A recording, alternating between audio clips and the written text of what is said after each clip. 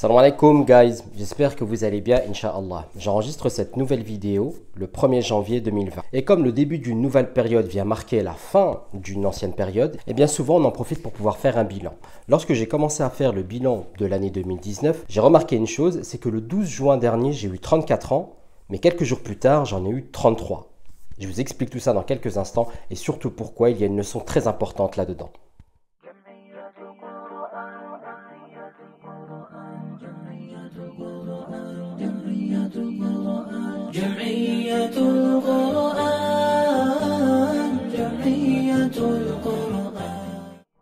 Alors tout d'abord, en vous disant ça, c'est absolument pas pour qu'on m'offre des cadeaux. Parce que depuis ma plus tendre enfance, je n'ai jamais aimé les anniversaires. Mais si je vous dis ça, c'est parce que le 12 juin 2020 correspondait également dans le même temps au 8 du mois de Shawwal, qui est ma date de naissance dans le calendrier hégirien. Donc selon le calendrier hégirien, le 8 du mois de Shawwal 1440 correspondait au 12 juin 2019. J'ai donc eu ce jour-là 34 ans selon le calendrier hégirien.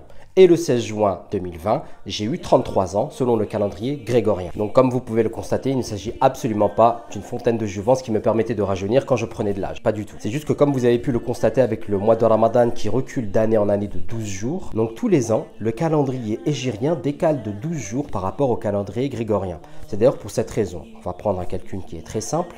L'année 1 du calendrier hégirien correspond à l'année 622 du calendrier grégorien. Pourtant, lorsque l'on fait 1441 moins 2020, 1441 correspondant à l'année hégirienne à laquelle nous nous trouvons à l'heure actuelle, moins 2020, l'équivalent dans le calendrier grégorien, on tombe sur 579 et pas 622. Il y a 12 jours en moins dans le calendrier hégirien par rapport au calendrier grégorien, ce qui explique ce décalage. Et bien forcément, notre date de naissance selon le calendrier hégirien recule de 12 jours d'année en année. Tout cela parce que vous n'êtes pas sans savoir que le calendrier hégirien se base sur un calendrier lunaire, tandis que le calendrier grégorien se base sur un calendrier solaire. Ceci étant dit, quelle est la leçon qu'il y a derrière cette information? Eh bien c'est très simple. Lorsqu'il s'agit des adorations et des actes d'adoration à l'égard d'Allah subhanahu wa ta'ala, il s'agira de se baser uniquement sur le calendrier hégirien et non sur le calendrier grégorien. Bon, c'est déjà des choses que l'on fait, notamment par le biais du mois de Ramadan, mais également par l'accomplissement des rituels du Hajj. Mais là où c'est très important de le rappeler, c'est également dans le versement de la zakat al-mal. Parce que forcément, lorsqu'on va parler de Ramadan, lorsqu'on va parler du Hajj, il s'agit d'une obligation au sens de la communauté.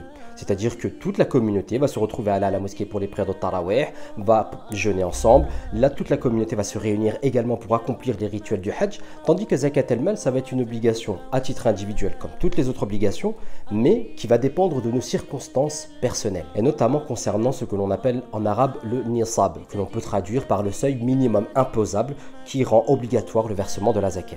Le versement de la zakat qui s'effectue une fois par an. Et donc, il y a des personnes qui sont très bien intentionnés, mais pas forcément bien informés, qui vont baser leur zakat en fait sur le calendrier grégorien, qui vont prendre une date, par exemple le 29 février, et qui vont se dire voilà, tous les 29 février, eh bien je verserai ma zakat. Le problème c'est quoi? C'est qu'au bout de 33 années, comme moi j'ai fait le tour l'année dernière avec mon anniversaire, il manquera une zakat. Parce que effectivement, je le répète, le 12 juin 2019 qui correspond au 8 du mois de Shawwal, j'ai eu 34 ans selon le calendrier hégirien.